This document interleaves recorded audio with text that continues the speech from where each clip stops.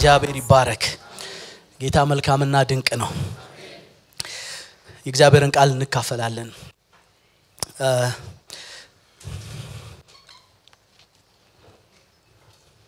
ዕብራውያን ምዕራፍ 10 ቁጥር 24 እና 25ን መሰረት አድርጌ እግዚአብሔርን ቃል አካፍላለሁ።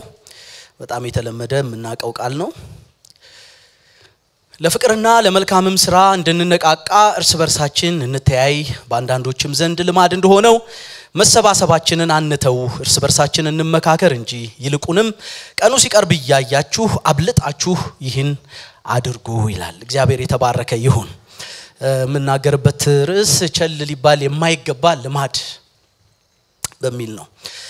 ስለ ዕብራውያን መጽሐፍ ብዙ ሰምታችኋል ብዬ ተስፋ አደርጋለሁኝ። ብዙ ጊዜ እኔም ሰምቻለሁ ተናግሬያለሁ። እኔም የዕብራውያን መልእክት በጣም ወሳኝ ከሆኑ ከአዲስ ኪዳን መልእክቶች መካከል አንዱ ነው። እንደ ሌሎቹ የመጽሐፍ ቅዱስ ክፍሎች ማለቴ ነው።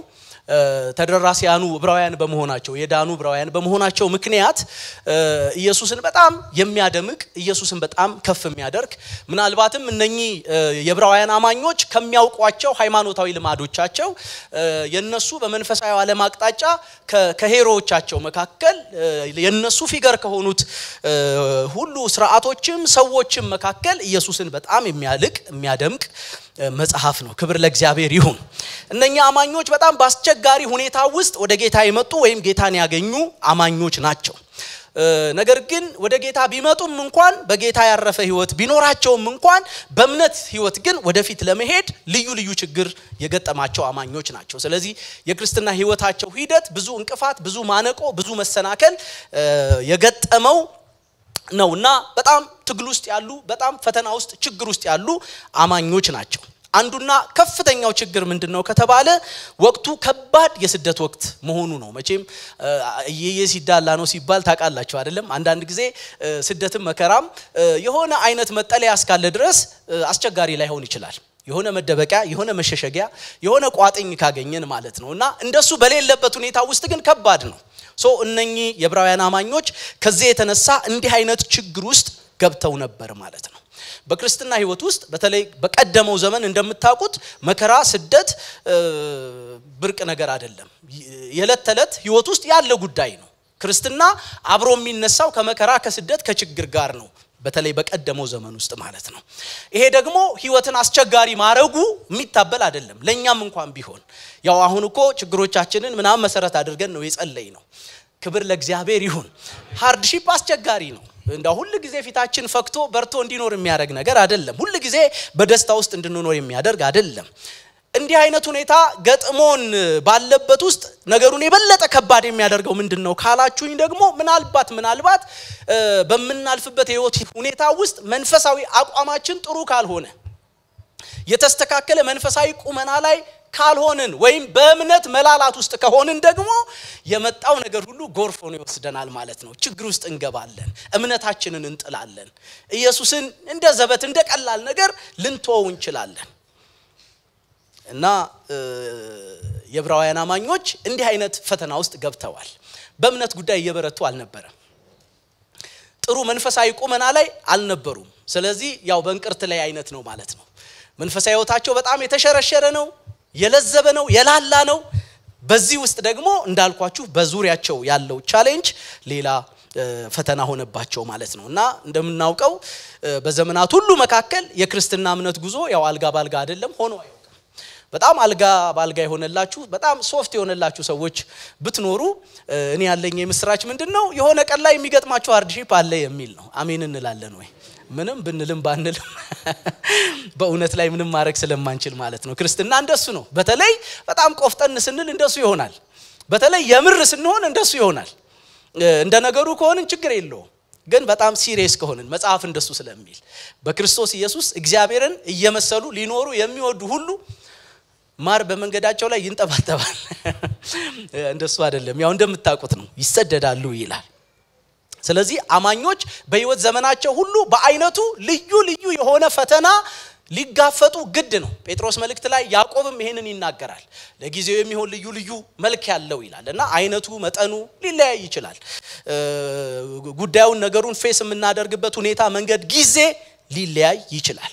ስለዚህ የሚገጥመን ፈተና ምንም አይነት ቢሆን በዚህ በዕብራውያን መልእክት ውስጥ የምናገኘው ከፍ ያለው ነገር ምንድነው?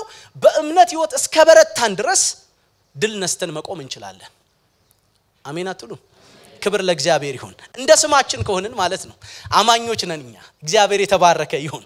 እና እምነታችን ምንም ነገር ሬዚስት ሳያደርገን የሚቋቋመንን ነገር ሁሉ እየሰበርን እንሄዳለን። እግዚአብሔር ወዳየልን ዴስቲኒ። ክብር ለእግዚአብሔር ይሁን።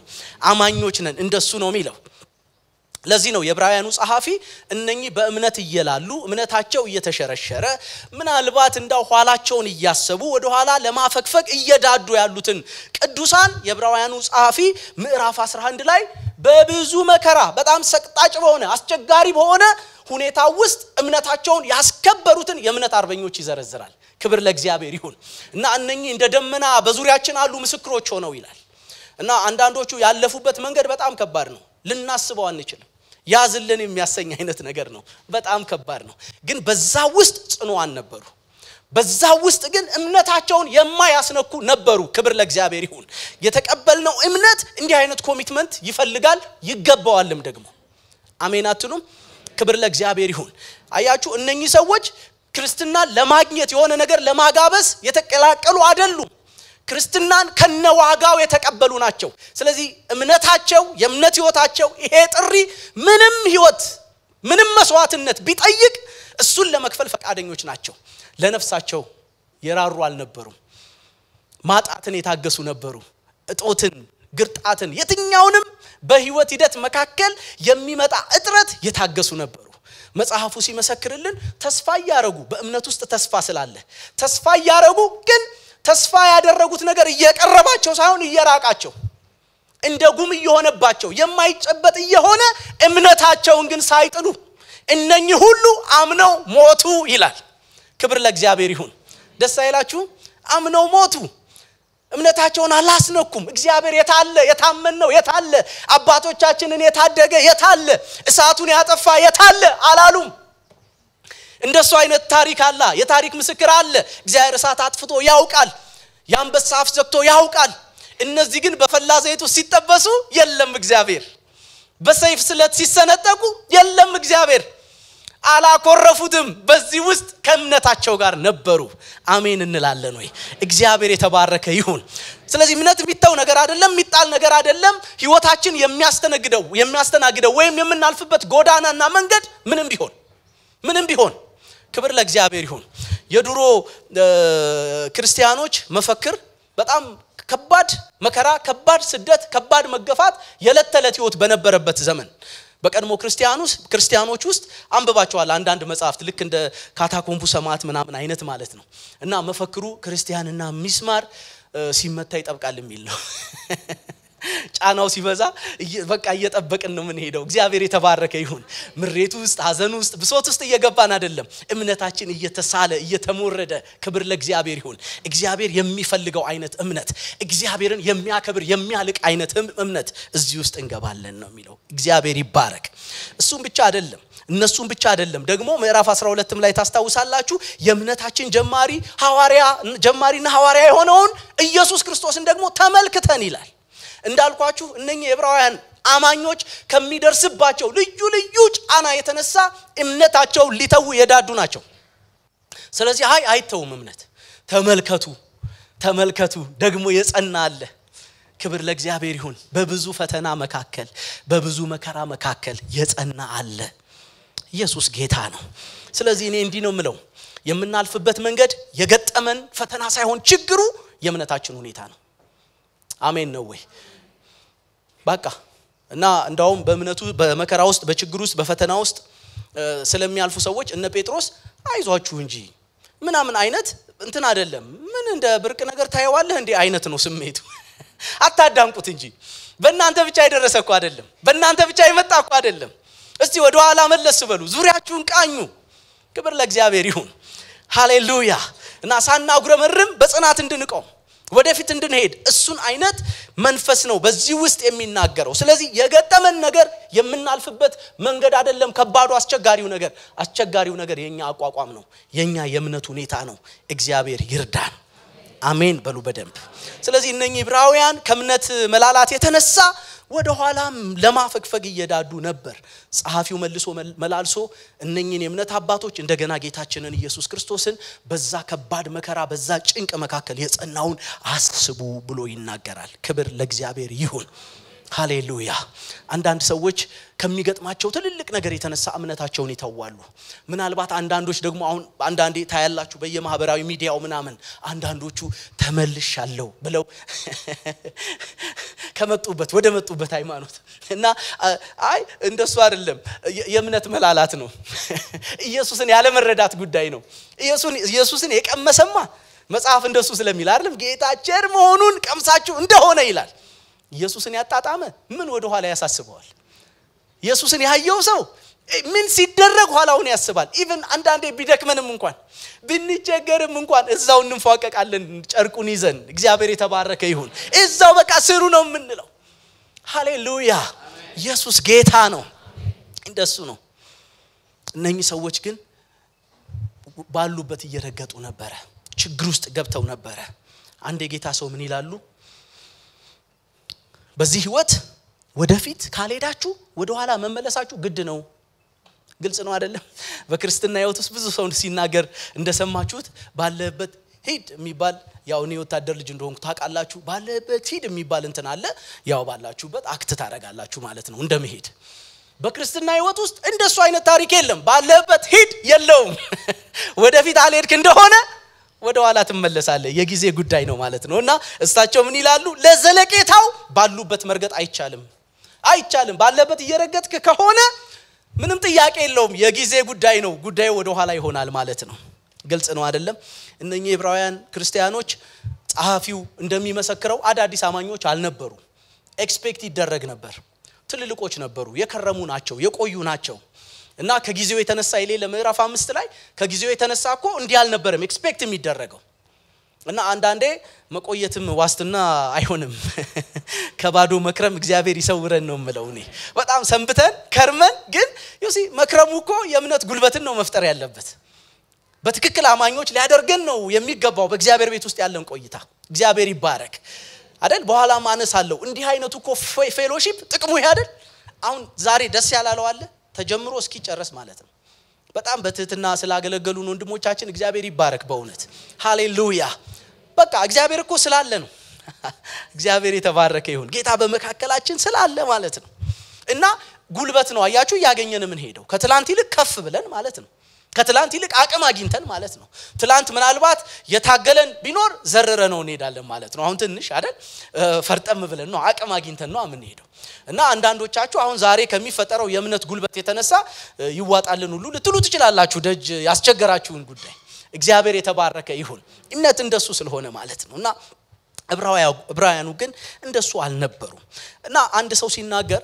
የዕብራውያን መልእክት ማስጠንቀቂያ ነው ይልና ማስጠንቀቂያው ከምን የተነሳ የሆነ ወይ ምን አይነት ቅርጽ እንዳለው ሲናገር አንዱ ጉዳይ ከቃሉ የመውደቅ ድባብ ነበር ይላል ከእግዚአብሔር ቃል የመውደቅ ወይም ቸልተኝነት እግዚአብሔር ይታደገን አሜን ነው ወይ እግዚአብሔር አሁን እየተናገረ ነው አይደል ቅድም እየተናገረ ነበር ላስት ዊክስ እየተናገረ ነበር ምናልባት በየሆምሴሎቻችን ምናልባት ትንሽዬ እርስ በርስ በነበረን ዲያሎግ መንፈሳዊ ዲያሎግ ውስጥ እየተናገረ አልነበረም ነበርኩ ሲናገር በደንብ እኮ ያስታውቃል ይገባናል እሱን ቸል ማለት በጣም ከባድ ዋጋ የሚያስከፍል ነገር ነው ያቆማል እምነትን ይሰርቃል መጽሐፍ ቅዱስ ደግሞ እንደሚናገረው እምነት ራሱ ከየት ነው የሚመጣው ከመስማት ነው ምንን ከመስማት በሁሉ ወሬ ውስጥ በሁሉ መስማት ውስጥ ነው እምነት ያለው አይደለም የእግዚአብሔር ቃል ነው እምነትን የሚወልደው ክብር ለእግዚአብሔር ይሁን ስለዚህ እነኚህ ሰዎች ቸል ብለው ነበር ምዕራፍ 2 ላይ በጣም ቁልፍ የሆኑ ቃላት አሉ ምናልባት ከሰማነው ነገር እንዳንወሰድ ይላል ጸሐፊው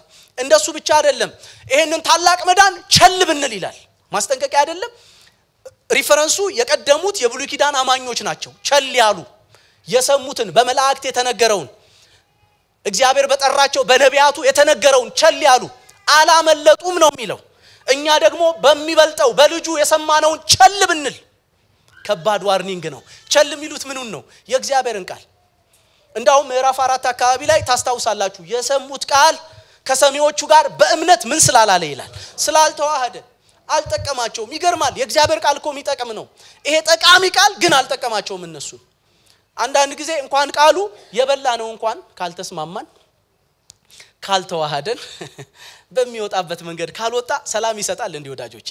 አይሰጥም፣ ሰላም የለውም። እንደሱ ነውና ይሄንን ይናገራል። ስለዚህ ከቃሉ የመውደቅ ወይም ቸል ማለት ዝንባሌ ውስጥ ነበሩ። ይሄ ብቻ አይደለም ደግሞ ይቀጥልና ምን ይላል? ቃሉን የመጠርጠር ድባብ ውስጥ ነበሩ። የልብ ድንዳኔ ነበረ። የእግዚአብሔር ቃል እኮ የታመነ ቃል ነው። አንዳንድ ጊዜ ቃሉን ስንጠረጥር እሱማ ይላል እንላለን። የእግዚአብሔር ቃልማ ይላል እና ካለ አለ ነው የሚል ከዚህ በፊት አልነገርኳችሁም? እዚህ የእግዚአብሔር ቃል ካለ አለ ነው በቃ ምንም ኮምፕሮማይዜሽን የለውም። የእግዚአብሔር ነው። የስንት አይደለም፣ የእርቢ አይደለም፣ እዚህ ያሉ ወዳጆቻችን አይደለም፣ የእግዚአብሔር ነው። ክብር ለእግዚአብሔር ይሁን። አንጠረጥረው። ለዚህ ነው እነኚህ ሰዎች ለሞት ራሳቸውን አሳልፈው ለመስጠት ፊታቸውን ከሞት ፊት ያልመለሱት፣ ፍርሃት ውስጥ ያልገቡት፣ ርዕደት ውስጥ ያልገቡት ከምን የተነሳ ነው ካላችሁ የእግዚአብሔር ቃል የነፍሳቸው መልህቅ ነበረ። ክብር ለእግዚአብሔር ይሁን። የሚጠራጠሩት አልነበረም። በልብ ድንዳኔ የሚሰሙት አልነበረም። የዕብራውያን መጽሐፍ ምዕራፍ 3 ቁጥር 8 ላይ ልባችሁን እልከኛ አታድርጉ ይላል። እነዛ በምድረ በዳ የቀሩት እልከኞች ነበሩ። እግዚአብሔር እየተናገረ ለቃሉ እልከኞች ነበሩ። በጣም ከባድ ኪሳራ ነው ይሄ። ቁጥር 12 ላይ ምዕራፍ 3 ላይ ምን ይላል? ሕያው እግዚአብሔርን የሚያስክድ የማያምን ልብ በእናንተ እንዳይኖር ተጠንቀቁ ይላል። የእግዚአብሔርን ቃል እየሰሙ ግን ምንም አይሉ የማያምኑ ሰው መንፈሳዊ ሆኑ ማንን ሊክድ ይችላል ማለት ነው? እግዚአብሔርን። ስንመለስ እኮ እንደሱ ነው የሚሆነው። በነገራችን ላይ ሕያው እግዚአብሔርን የሚያስክድ ጠማማ ልብ እግዚአብሔር ይድረስልን አይደል? ድንዛዜ ድባብ ውስጥ ነበሩ ይላል። ከማመን የዘገዩ ነበሩ ይላል። እና ምዕራፍ 3 ቁጥር 19 ላይ ባለማመናቸው ጠንቅ የሚል ቃል ታገኛላችሁ። ያ ብቻ አይደለም፣ የእግዚአብሔርን ቃል የሚንቁም ነበሩ። አሁን በእኛ ዘመን በብዙ መልኩ የእግዚአብሔር ቃል የእግዚአብሔር አይመስልንም። የእግዚአብሔር መናገሪያ ዋናው መናገሪያ ይሄ ሆኖ ይያለ የእግዚአብሔር መናገሪያ ግን ይሄ አይመስልንም። እውነት አይደለም ነው እኮ። አሁን ደግሞ መልእክት እንሰማለን። ያው እዚህ ብዙ አይደለም እንጂ አንዳንድ ቦታ ሰው ተሰብኮ በጸሎት ውስጥ ቅድም ተብሎ አሁን ደግሞ መልእክት እንሰማለን ይባላል። እሱን እኮ እንትን ማለት አይደለም፣ እንስማ፣ ምንም ችግር የለውም። ግን አሁንም ስሟ፣ እንዲህ ባለው ሁኔታ ስሟ። እግዚአብሔር ይኸው እየተናገረ ስለሆነ ማለት ነው። ክብር ለእግዚአብሔር ይሁን። ሌላ የሆነ ድባብ እኮ መፍጠር አያስፈልግም። አንዳንድ ሰዎች ደፈር ብለው ስላልጨፈንኩ ነው ይላሉ፣ ማጀቢያ ስላላረኩበት ነው ይላሉ፣ የሰራዊት ጌታ እግዚአብሔር ስላላልኩ ነው ይላሉ። ያው ጨንቋቸው ነው፣ ምንም ጥያቄ የለውም፣ እንደሱ ነው። እና የእግዚአብሔርን ቃል መናቅ ኪሳራው ብዙ ነው፣ የሚያስከፍለን ዋጋ ብዙ ነው ወዳጆች ሆይ። የምነግራችሁ የዕብራውያን ክርስቲያኖች የመጡበት የማይገባ መንፈሳዊ ቁመና ከዚህ ሁሉ ነገር የተነሳ የሆነ ነው። እግዚአብሔር ይድረስልን። ለዚህ ነው እንዳለ መታዘዝ ምሳሌ ማንንም እንዳይወድቅ ይላል። ቃሉን ስለናቁ ቃሉን ቢሰሙ አይታዘዙም። እዚህ ብዙ እሱን ተምረናል አይደል? እግዚአብሔርን ቃል የምንሰማው ለመታዘዝ ነው። እግዚአብሔር የሚናገረው ሰምተን በህይወት ደግሞ ፍሬያማዎች እንድንሆን ነው። እግዚአብሔር ይርዳን፣ ይራራልን። ክብር ለእግዚአብሔር ይሁን። ስለዚህ የእግዚአብሔርን ቃል በትክክል የማናዳምጥ ከሆነ ከቃሉ መራቅ እንጀምራለን። ሰምተናል ግን ቃሉ በውስጣችን የለም። ልክ መጽሐፍ ሰምቶ በማያስተውል ሁሉ ላይ ክፉ ይመጣል እንደሚለው ማለት ነው። የተዘራውን ይወስዳል። ሰምተናል ግን የለንም። ሰምተናል ግን ባዶ ነን። ስለዚህ እንደሱ ሲሆን ከቃሉ እንርቃለን። ፕራክቲካሊ ማለት ነው። በህይወቱ ለንተና በየፊናችን ከቃሉ የራቅን ሰዎች እንሆናለን ማለት ነው። ቸልተኝነት ከቃሉ ወደ መራቅ ይመራናል ይላል። በጣም ሌዚ ከሆነን፣ በጣም ቸልተኞች ከሆነን ከቃሉ እየራቅን ስንሄድ ደግሞ ቃሉን መጠራጠር እንጀምራለን። ስለዚህ እግዚአብሔር መፍትሄ እንደሚሆን አናስብም። አያችሁ፣ እግዚአብሔር ደራሽ እንደሆነ ባይዘወይ እግዚአብሔርን በዚህ ቃል ካልሆነ በሌላ መንገድ ማንም ሊያውቀው አይችልም። ለእግዚአብሔር ቃል ዋጋ መስጠት ለራሱ ለእግዚአብሔር ዋጋ መስጠት ነው። ለእግዚአብሔር ቃል የእግዚአብሔርን ቃል ልብ ማለት ራሱ እግዚአብሔርን ልብ ማለት ነው። ክብር ለእግዚአብሔር ይሁን። እንደሱ ነው የሚሆነው። አያችሁ፣ እንዲህ አይነቱ ነገር በጣም ተደራድቦ ሲሆንብን ወደ መንፈሳዊ ዝግመት ውስጥ እንመጣለን። ማለት በቃ ትንሽ ዘገም ይላል ምናምን የሚባል እሱ ወዶ ላይሆን ይችላል አይደለም። በቃ ወይ በተፈጥሮ ወይ በሆነ ነገር ሊሆን ይችላል። በመንፈሳዊ ህይወት ማዝገም ግን በጣም ከባድ ነው። የዕብራውያን አማኞች እንደሱ አይነት አማኞች ነበሩ። ስፒሪቹዋሊ ዘገም ይሉ ነበር። ከጊዜው የተነሳ መድረስ የሚገባቸው ቦታ ነበር፣ እሱ ጋር አይደለም ያሉት። እሱ ጋር አይደሉም፣ ዘገም ያሉ ነበሩ። ይሄንን አንድ ሰው ለመግለጽ እንደሞከሩት የኋልዮሽ መንፈሳዊ ጉዞ ነው። እየሄዳችሁ ነው ግን ወዴት?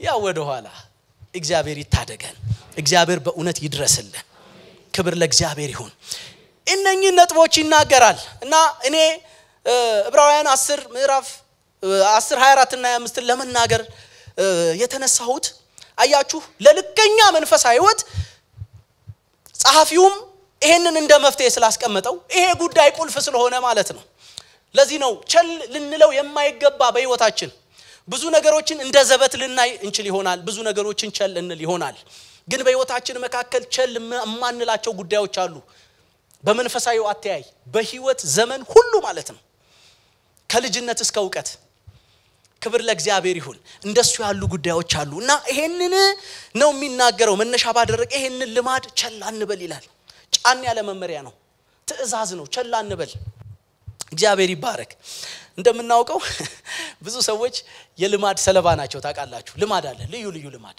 እዚህ ምን ተዋወቅ ሰዎች አለን ለምሳሌ የቡና ልማድ ያለን አይኖቻችንን በቡና ምን ገልጥ አይነት ወንድሞች እህቶች አለን እግዚአብሔር ይድረስልን መቼም አሜን አይደለም ፍቂ ያ ቡና ወዳጆች ይሆነን አንዳንዱ ደግሞ በጣም ከባድ ልማድ ያለበት አለ በጣም ክፉ የሆነ ማለት ነው አንዳንዱ ልማድ እንደምታውቁት ጤናን የሚጎዳ ነው ማህበራዊ ህይወትን የሚጎዳ ነው ክፉ ልማድ ነው ስለዚህ አንዳንዶች እንደዛ ከመሰለው ክፉ ልማድ ነፃ ለመውጣት ብዙ ዋጋ ይከፍላሉ የጊዜ የገንዘብ የምናምን ዋጋ ይከፍላሉ ልክ ነው የሚጠቅም አይደለማ የሚረባ አይደለማ እና እኛ ምን መከራለን ከአንዳንድ ልማዶች ሰዎች ነፃ እንዲወጡ እንመክራለን እንጸልያለን እንደውም አንዳንዱ ባለሙያ ጋር ሁሉ እንዲሄዱ ሪኮመንድ እናደርጋለን እንደ ቤተክርስቲያን ሳይቀር አንዳንዱ ልማድ ክፉ ስለሆነ ለሰውነታችንም ለመንፈሳዊ ማንነታችንም የሚረባ የሚጠቅም ስላልሆነ ማለት ነው የዕብራውያኑ ጸሐፊ ግን አንድ መንፈሳዊ ልማድ አለ እሱ የሚተው አይደለም በጎ ልማድ ነው ይበል የሚያሰኝ ነው የምንቀጥልበት የምንገፋበት ነው ይላል እግዚአብሔር የተባረከ ይሁን ይሄ ልማድ በጣም ጠቃሚ ልማድ ነው ቸል ምንለው አይደለም እንደ ዘበት ምናየው አይደለም ክብር ለእግዚአብሔር ይሁን ጠቃሚ ልማድ ነው አትተውት ብቻ አይደለም እንዳውም የሚለው አብልጠን ልናደርገው ይገባል ነው የሚለው እግዚአብሔር የተባረከ ይሁን አብልጠን ልናደርገው የሚገባ አንድ ልማድ አለ ይላል ይህ ልማድ ባጭሩ መሰባሰባችን ነው እግዚአብሔር ይባረክ ይሄ ስብሰባችን ይሄ ቅዱሳን ህብረት ሃሌሉያ እንዲህ አይነት ስብሰባ የት አለ መቼም ምናቃቸው ብዙ ስብሰባዎች አሉ አሁንም ስብሰባ አለ ከፍ ያለ ስብሰባ እንደምታውቁት ምን እንደሚያመጡልን ምን እንደሚያመጡብን በእውነት አናቀም ግን ያው ተሰብስበዋል በየአመቱ እዚህ ያረጋሉ የኛ ቸርች በተለይ መከራ ነው የሚያው እንደዚህ አይነት እንትን ሲሆን አንዳንዶቻችሁ በችግር ነው የመጣችሁት ስለ ጸለይን ጥሩ ነገር ይመክራሉ ብለን ተስፋ እናደርጋለን ይሄ ስብሰባ ግን ከየትኛውም ስብሰባ ጋር የሚለካካ አይደለም አሜን አትሉም በደም ሃሌሉያ የዚህ ስብሰባ ባለቤቱ ጠሪው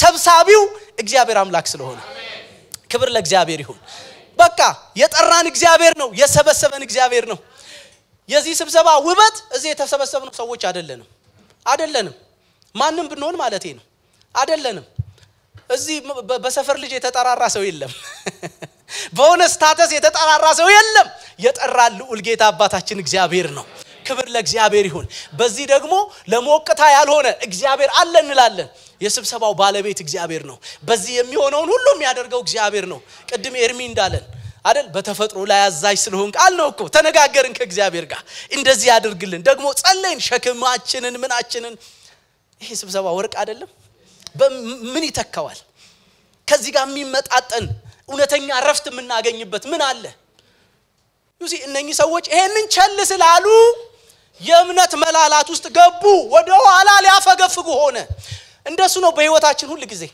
ለዚህ ዋጋ መስጠት ስናቆም መንፈሳዊ ህብረት ስብሰባችን ሲቀልብን ችግር ውስጥ እንገባለን መንፈሳዊ ህይወታችን አደጋ ውስጥ ይገባል መንፈሳዊ ሰው ሌላ ሰርቫይቭ የሚያደርግበት መንገድ የለውም ከዚህ ህብረት ውጪ በእውነት እላችኋለሁ ማንንም ብንሆን አቃለው አንዳንዶቻችሁ በጣም ኮሚትድ ናችሁ ጎበዞች ናችሁ ግን ህልውናችሁ ሰርቫይቫላችሁ ያለው እዚህ ውስጥ ነው አሜን እንላለን እንደሱ ነው እግዚአብሔር እንደሱ ስለሰራን ማለት ነውና እዚህ ውስጥ በዚህ ውስጥ ስላሉ ጥቅሞች ይናገራል ይሄ ስብሰባ ዝም ብሎ ባዶ ስብሰባ አይደለም የእግዚአብሔርን ህልውና የሚያስተናግድ ስብሰባ ነው ኢየሱስ ጌታ ነው አሁን ሙቀቱኛን አስቸግሮናል እንደምታዩት ምናልባት ያስቸገረንም ሊሆን ይችላል ይሄደውና ቀደም ኤርሚ ሲያገኘኝ እዛ አለባበሴን ተመልክቶ ያለኝን አልነግራችሁም ሞራል ሚነካ ነገር ትንሽ ተናግሮኛል ሰባኪ ስለሆንኩ ይቅርብ ይዋለው ቂኒጄ እዚህ አልቆምማ እና ያሬዶ ስለሰሙ እነሱን ልጠይቁ ትችላላችሁ ያለኝ እኔ ግን ኮት ብለብስ እኔ ይቸገራለሁ በሸሚዝ ብቻ ደግሞ በመጣ ምናልባት እናንተን አስቸግራለሁ በዬ ሙቀቱን ያገናዘበ ልብስ መልበሴ ነው መሰልጠኔ ነው እኔ ስልጣኔ ነው እና በነገራችን ላይ በሚቀጥሉት ጊዜያት ሙቀቱን ኮንሲደር ያደረገ አለባበስ እየለበሳችሁ እንድትመጡ ከቤተክርስቲያን እናሳስባለን ከቁምጣ መለስ ክርስቲያናዊ እንትን ያለ ግን ከሙቀቱ ጋር እሜድ እየባሰ ሜድ ስለመሰለኝ ነው ሙቀቱ የካቲት አጋማሹን ይዘንብና ከመጋቢት ጀምሮ ደግሞ እንደገና ይቀጥላል ሜትሮሎጂ ክብር ለእግዚአብሔር ይሁን እና ይሄ ስብሰባችን ብቻ ነው ምቹ አይደለም ለላችሁ ነው ያለንበት ቦታ ግን እግዚአብሔር የትም ብንሆን በስሙ ባለንበት ሁሉ ስሙን እርሱን መሰረት አድርገን በተሰበሰብንበት ሁሉ እግዚአብሔር አለ ሃሌሉያ አለ ይሄው ደስ ያለን እኮ ነው በዚህ ያለ ነው እግዚአብሔር አለ ስንጠራው ይሰማል በመንፈስ ቅዱስ ያነቃቃናል ሃሌሉያ ይገባችሁ የሆነ እግዚአብሔር ወደ ህይወታችሁ ሲመጣ በሆነ መንገድ ሲነካችሁ የሆነ ነገራችሁን ሲያነሳ ለውጥን በህይወታችሁ መካከል ሲሰራ ያስታውቀል ብዙ ጊዜ ሴንስ አላደረግንም እግዚአብሔር የተባረከ ይሁን ቴክኒካል የሆነ ነገር እኮ እዚህ የለም እግዚአብሔር የተባረከ ይሁን ቆይ እንዲያርገን ሐሪፍና አርገው ምናምን እኮ አይደለም አለ ነኮ ካልሻ ተሰለጥናላችሁ አቃለው ምናምን ቀድሞ ምናምን ግን እዚህ ጋር ያለው ነገር አስፈላጊ ነው ዋጋ መስጠት ምናምን ያስፈልጋል ወደ ሰው ልብ ግን የሚደርሰው እሱ ነው አይደለም እግዚአብሔር ሲነካ እኮ ነው ምንነካው ክብር ለእግዚአብሔር ይሁን ማህበሩ ኢየሱስ ስለሆነ ነው እግዚአብሔር ሊተወው ስለማይችል ሲፈልግ ይቆጣናል ሲፈልግ ያጽናናናል ክብር ለእግዚአብሔር ይሁን እግዚአብሔር ያለበት ማህበር ነው ይሄ ማህበር እግዚአብሔር ይባረክ ሃሌሉያ እና ቸላን በለው ነው የሚለው አብልጠን እናድርገው ነው የሚለው አብልጠን እናድርገው በጣም አሳዛኙ ነገር ምንድነው ካላችሁኝ አሁን በጥድፊያ በተሞላው ዓለም መካከል ባተሌነት ይሄንን ዋና የተባልነው አብልጠን ልናደርግ የሚገባው ነው ወይም አብልጣችሁ አድርጉ የተባልነው ይሄንን እውነት እየነጠቀን ነው ያለው በጣም ርዝራሽ ጉዳያችን እየሆነ ነው በጣም ሰከንደሪ ጉዳያችን ሰከንደሪ ማጥሩ ነው ምናልባት ኡራ ይባላል እዚህ የመጨረሻ ጉዳያችን እየሆነ ነው ማለት ነው የቅዱሳን ህብረት ከቻልን ምናደርገው ከቻልን ለምንም ነገር ሳክሪፋይስ እናደርጋለን የቅዱሳን ህብረት ለምንም ነገር ምንም አይመስለንም አንገት የሚያስነቀንቅ ኮንክሪት ምክንያት አለን ከመንፈሳዊ ህብረት ለመግደል ማለት ነው ይገርማል እኮና አንዳንዶች መጋቢዎቹ ጋር ምናምን ምክንያት ሲደርሱ በቃ የሚቀጥለው ሳምንት አትምጭ የሚያስብል ማለት ነው እና እንናገር እንትናና ላይወጥ ወይ እንትና እኮ እንዲሆና ነው እንላለን ኮንክሪት ነው አራብልጣችሁ አድርጉ ነው የተባልነው በምንም ሰበብ በምንም ምክንያት የሚቀር አይደለም የሚተው አይደለም ይሄንን ስንተው ህይወታችንን ለብዙ አደጋ ያጋለጥን ነው ወዳጆች ወይ የከበረ ህብረታችን ነው እግዚአብሔር የተባረከ ይሁን አሜን እንላለን ወይ እና በየፊናችን በልዩ ልዩ ነገር ስለምንባትል በእግዚአብሔር ፊት መሰረታዊ ለሆነው ለዚህ ጉዳይ ለዚህ እውነት ለዚህ መመሪያ ፋታተናል ትንፋሻተናል ቅድሚያዎቻችን ስለተዛነፉ የጉዳዮቻችን ሁሉ እንዳልኳችሁ ኡራ ልክ ጌታችን በመሳሌ እንደተናገረው አንዱ ንጉስ ግብዣ አድርጎ ጥሩልኛል አይደል የንጉስ ግብዣ ክቡር አይደል እና በንጉስ መታሰብ መጠራት ድንቅ ነገር አይደለም ነውኮ እና የንጉሱን ግብዣ ግን በብዙ ሰበብ ብዙዎች አልመጡም በብዙ ሰበብ አንዳንዱ አረ ትኩስ ሙሽራ ነኝ ይላል አንዳንዱ አዲስ በሬ ገዝቻለሁ እርሻዬን ዛሬ ነው ማየው ይላል እንደሱ አይነት ምክንያት ነው ያለን እንደሱ አይነትና ለኛ ጭንቅላት ያስነቀንቃል ለእግዚአብሔር ግን አይመስለኝም ግልጽ ነው ወዳጆች ወይ እና ይሄንን አብዝታችሁ አድርጉ ለምን የተባለ እንደሆነ አንዱ ጉዳይ አንድ እየቀረበ ያለ ቀን አለ ወዳጆች ወይ አንድ እየመጣ ያለ ቀን አለ ታላቅ ቀን የክብር ቀን የሙላት ቀን እግዚአብሔር የተባረከ ይሁን ለሱ ቀን እዚህ ነው ምንሰናዳው እዚህ ነው ምንሞሸረው እዚህ ነው ምንገራው ምንስተካከለው በዚህ እግዚአብሔር ማሰራር አለ አደራረግ አለ አሜን እንላለን ወይ እና ይልቁንም ቀኑ ሲቀርብ ያያችሁ ይላል እየቀረበ ያለ ቀን አለ ለዕብራውያኑ ቅርብ ከነበር የዛሬ 2000 ዘመን ከ2000 ዘመን በኋላ አሁንማ ምን ያህል ቀርቧል ለዚህ ቀን መቆፋጠን የሚፈልግ ማን ነው ይምጣ ይሄ ቀን የሚል ማን ነው አብልጦ ይሄን ነው የሚያደርገው እናስቸኩላለን አዚ ሆነን ሃሌሉያ እምነታችንን ከፍ ያደረግን እርስ በርሳችን እየተበረታታን አንዱ ለአንዱ እየቆመ አንዱ ሙላት እየሆነ እሱ ነው እዚህ የሚሰራው እግዚአብሔር ይባረክ እንደ አንዳንድ ቦታ አይደለም የቅዱሳን ህብረት አንዳንድ ቦታ ያለው ህብረት ለሆነ ሰው የሚጨበጨብበት ነው አምሶሪ በጣም እሱ አይነት ህብረት አይደለም እንደሱ አይደለም ህይወት ያለበት ሁላችን በንጉሱ ፊት ክብር ለእግዚአብሔር ይሁን ያንን የክብር ቀን ያሰብን አስፈሪ ሆነውን ሙላት ያለበትን ጌታችን በክብር የሚመጣበትን ያንን ቀን ያሰብን አሜን አትሉም በደንብ ሃሌሉያ እሱን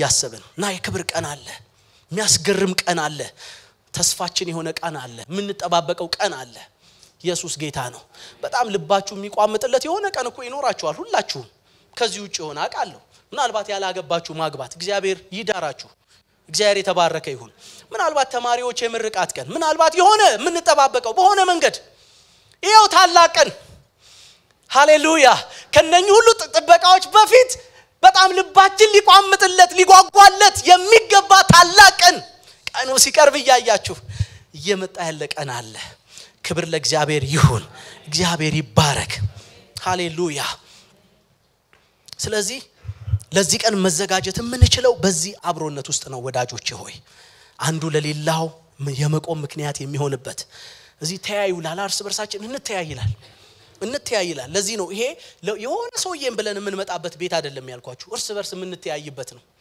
እንዳውም ምዕራፍ 3 ቁጥር 13 ላይ ምን ይላቸዋል ጸሐፊው በእያንዳንዱ ቀን እርስ በርሳችሁ ተመካከሩ ይላል ኢየሱስ ጌታ ነው እዚህ ቤት ውስጥ ከዚህ ወደዚህ የሚፈስ ብቻ አይደለም ጎን ለጎንም የምትፈሳሰሱት ነገር አለ ሼር የምታረጉት ነገር አለ በእናንተ መታየት መካከል የሚያልፍ መለኮታዊ አሰራር አለ ጸጋ አለ ክብር ለእግዚአብሔር ይሁን አንዱ ላንዱ ኮንሰርን የሚሆንበት ማለት ነው አንዱ ላንዱ ግድ የሚሰኝበት ከሳሽኮ ጠቆርሽኮ የሚባባልበት ያለፈው አላየውሽም እኮ ምን ሆነሽ ነው ምን ጉዳይ አለ ስላንቺ ምጋደልበት ምጾምበት ምጸልይበት የምንባባልበት ነው እግዚአብሔር የተባረከ ይሁን እንመካከር የሚለው እሱን ነው እንተያይ የሚለው እሱን ነው እንደሱ ሲሆን ህያው ማህበር ይሆናል ይሄ ክብር ለእግዚአብሔር ይሁን የእግዚአብሔርን ህልውና የሚያስተናግድ ህያው ማህበር ይሆናል አለዛ ቲያትር ቤት ሊሆን ይችላል ያንድ ሰው ትወና ታይቶበት የሚሄድ ማለት ነው ይሄ ቤት እንደሱ አይነት ቤት አይደለም አሜን በሉ በደንብ ክብር ለእግዚአብሔር ይሁን እና በዚህ የምንሳሳልበት ነው መጽሐፍ ቅዱስ ምሳሌ 27:17 ላይ ታስታውሳላችሁ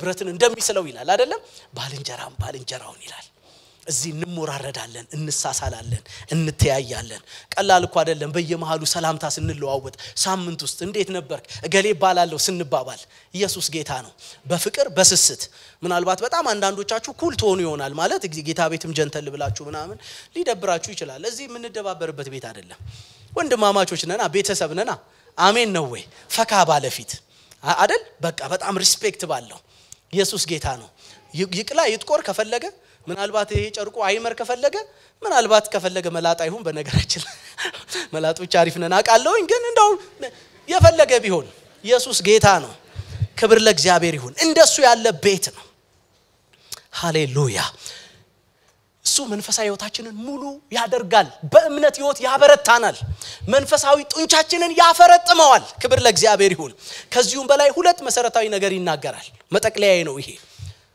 ለምንድን ነው እንናርግም ይለው መሰባሰባችንን ለምን አንተው እንደሱ ሲሆን ለፍቅር እንዲውስ ለመልካም ስራ እንነቃቃለን ይላል እነኚህ ሁለት ጉዳዮች በጣም ቤዚክ ናቸው እንደምታውቁት መቼም ፍቅር ነው ፍቅር የክርስትና ህይወታችን ማዕከል ነው ማጠንጠኛ ነው ጌታችን ኢየሱስ ክርስቶስ ታላቁ ትእዛዝ ብሎ ያስቀመጠው በማቴዎስ 22 ላይ ፍቅርን ነው አይደለም ለእግዚአብሔር ያለን ፍቅር እና እርስ በርሳችን ለሱ እንነቃቃለን ነው የሚለው ይሄንን ትልቁ የተባለውን ትእዛዝ በቀደመው ኪዳን ውስጥ ያለውን ያንን ያስርቱ የተባለውን ትእዛዝ የጠቀለለበት ነው እግዚአብሔርን ስለመውደድ ጉዳይ መቼም እናንተን አልጠይቃችሁም በዛ ልክ ግን እርስ በርሳችን ምን እንድንዋደድ ይፈልጋል ለሱ እንነቃቃው እዚህ ውስጥ እንዲህ አይነት መንፈስ ሲኖር ነው ክብር ለእግዚአብሔር ይሁን ለፍቅር እንድንነቃቃ ሃሌሉያ ይሄ ክርስቶሳዊ ሆነውን ፍቅር እንድንኖረው እንድንለማመደው ይሄንን መስዋዕትነት የተሞላበትን ፍቅር እንድንኖረው እንድንለማመደው ክብር ለእግዚአብሔር ይሁን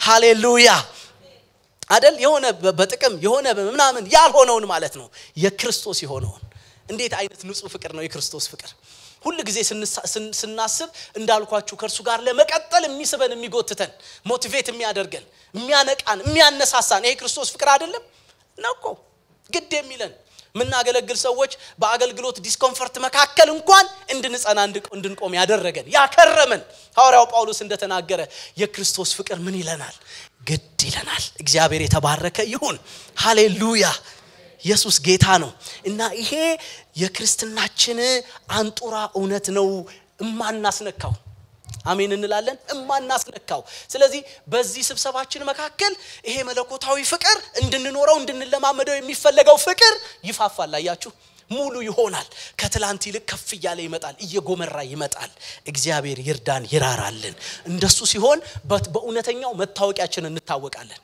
ጌታችን እንደሱ ነው አይደለም ያለው እርስ በርሳችሁ ብትዋደዱ ሌሎች ያቃሉ በዚህ አሁን እኮ መታወቂያችን ተለውጧል ዝም ብሎ ሰው ሁሉ አማኝ ጴንጤ ሲባል ምን የሚያስብ ይመስላችኋል በዚህ ጊዜ በጣም እኮ እኛ ራሱ እየተሳቀቀን ነው የሆነ ነገር ለማለት ይቸግረናል አይ እኔ እንደነሱ አይነት አይደለም ነው ምንለው ያው ለነሱ ግን ተመሳሳይ ነን ከኑጋ የተገኘ አይነት ነው አንድ ላይ ነው የሚወቅቱን ግልጽ ነው አይደለም ጥለነዋል በዚህ አይደለም የምንታወቀው ይሄ ማህበር ይሄን ሰንደቅ ሊያነሳ ይገባዋል አንጡራ የክርስትና እውነታችን ነው የማንደራደርበት ክብር ለጌታ ለኢየሱስ ይሁን እግዚአብሔር ይርዳን ሌላው መልካም ስራዎች ነው ለመልካም ስራ እንድንነቃቃ ይላል መልካም ስራ ብዙ እዚህ ተናግረናል ሰፊ ነው ብዙ ነው አይደለም ብዙ ነው መልካም ተግባራት የፍቅርና የእምነት መገለጫዎች ናቸው አያችሁ አማኞች ስንሆን እምነታችን ተግባራዊ የሚሆንበት በተጨባጭ የሚታይበት የሚረገጥበት